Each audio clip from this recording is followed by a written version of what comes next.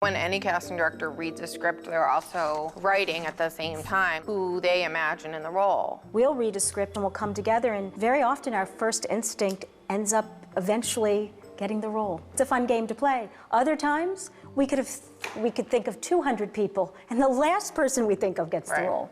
It's a very complicated process, and it will take as long as we have to do it. So in television, you have a very short period of time. We work on an 8-day schedule. So you have to do your best work in a short period of time, and I think that's the challenge of casting television. Keep each episode as well acted and stories as well told as we can. Am I ever going to meet Dr. House? Well, you might run into him at the movies or on a bus. Is he a good man? He's a good doctor. We did the pilot, a lot of people would say backwards.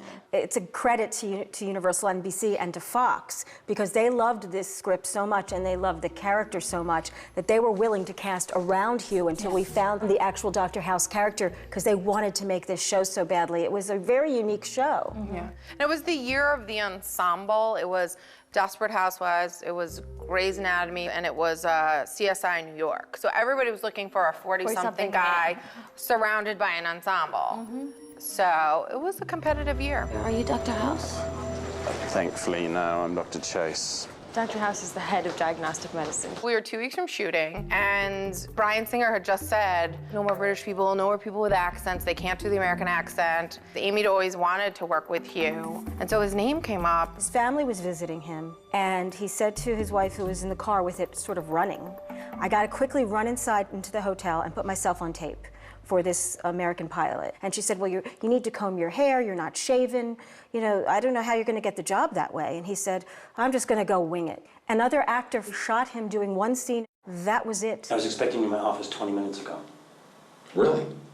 That's odd, because I had no intention of being in your office 20 minutes ago. By the time we got it, we were uncertain if we were gonna find an actor to play this role. It was so daunting and so difficult. So Stephanie and I watched the tape, and we said, he's pretty good, and he looks really handsome with the scruff and the hair. I think it was the first time, too, that we actually saw somebody, like, breathe life into the role in the way that everyone had been looking for. Don't you gotta grab my cane, stop me from leaving? So we gave it to Bryan, all of us, without saying that he was a British actor. It was very, very clear when the right person read the role.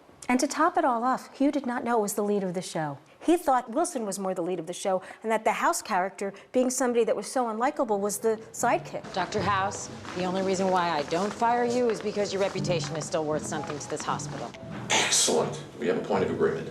You're not gonna fire me. Omar Epps met Bryan Singer in New York. He was the second person to meet on the role, and it took the entire process of reading other people and figure things out to finally get him to test that last day. But we always kept Omar in our sights. You wouldn't let it go. You were like, it's described this way, as this character with a past, and this is who it should be. I can't just break into someone's house. Isn't that how you got into the Felkers' home? And you kept calling them, and obviously it turned out for the best. Cameron, I need you for a couple of hours. What's up?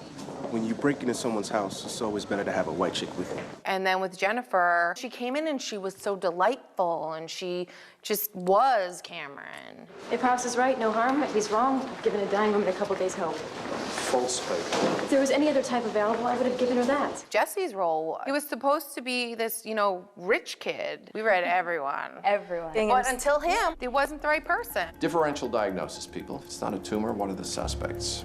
Why couldn't she talk? Aneurysm, stroke, or some other ischemic syndrome. Get her a contrast MRI. We also had a very hard time getting a lot of actors to say the medical jargon and make it sound like it was fluid and they were really doctors. If this is the best team in the world, the most elite group of doctors, certainly the people playing them were gonna have to say those medical terms. And there were a lot of people that couldn't. And then, you know, 4 years later, we ended up finding more people who could say it in season 4 when we added more cast members. Sounds like fibromyalgia. Sounds like you don't work for House. Diagnosis that provides neither an explanation nor a cure is by definition not a diagnosis. The American College of Rheumatology would disagree. It adds a definite larger layer onto playing a character, that you're defined by your profession. So you have to buy that they're that profession. It's obviously mentally ill. Pain's probably psychological. It is not a sign of mental illness to want to be pain-free. It is if your solution is sucking on a tailpipe. On a regular episode, we got the script. We read it. We figure out who's in it. We figure out how many guest stars, how many co-stars.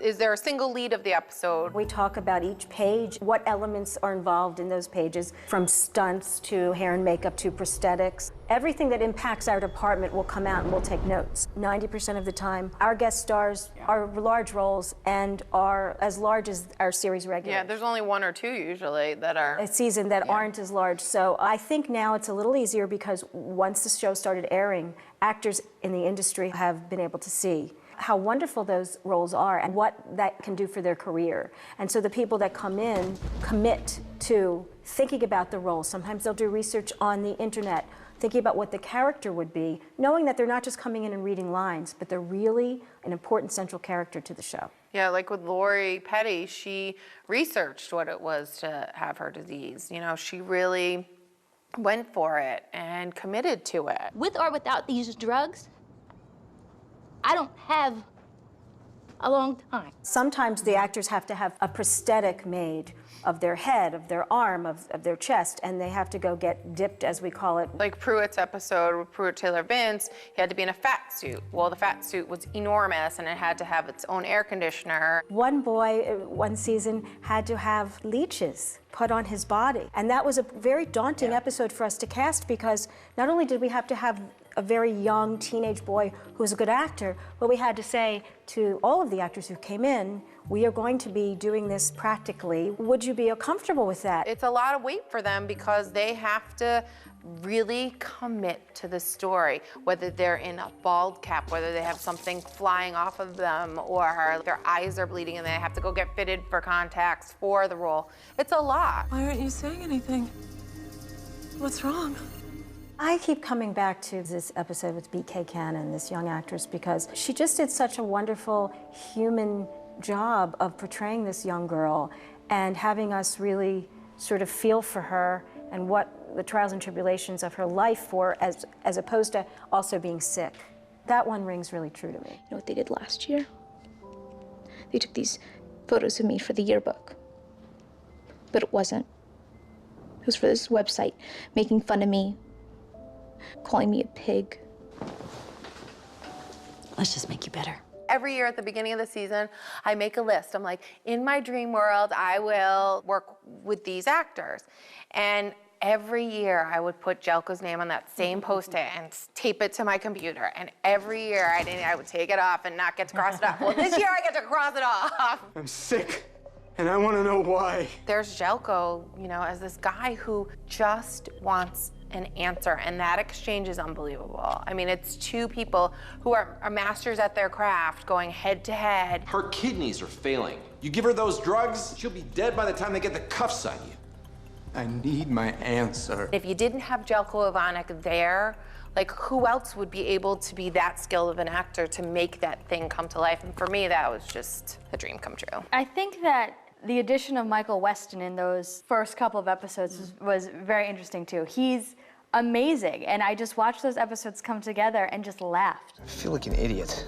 Because he added such humor to that role, and it was funny on the page the way that David and the writers wrote it, but he just added just something extra special. It was the truth that mattered to him and the truth that mattered to her. Why did it matter to you? First of all, stop saying a truth. There is only one truth.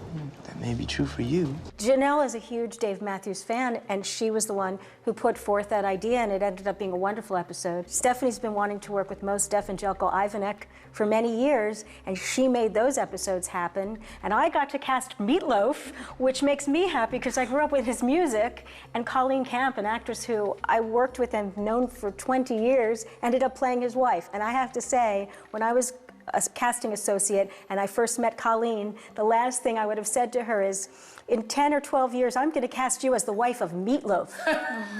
But how great is that in season 5? Yeah. You're still with me. Where the hell else am I gonna go? For the smaller roles that are like nurses and anesthesiologists and heart surgeons and all that stuff, we keep records of who we've hired in the past. We like the world of the hospital. We like to bring people back. We make sure they're in the same part of the hospital as they were. If you were in the OR, you stay in the OR. If you're in the ER, you stay in the ER. And if you were a heart surgeon, you can't be a brain surgeon now. So I try to keep track of all of that stuff. We often will see 30 people for a very small role. And we're very, very careful about who we choose. You know, we like it to look different. We like it to also believably be people that you would find in New Jersey. Feels good. Exactly when did New Jersey run out of horny 17-year-old boys? So we just try to keep it as fresh as possible. We don't want it to look like any other show on television.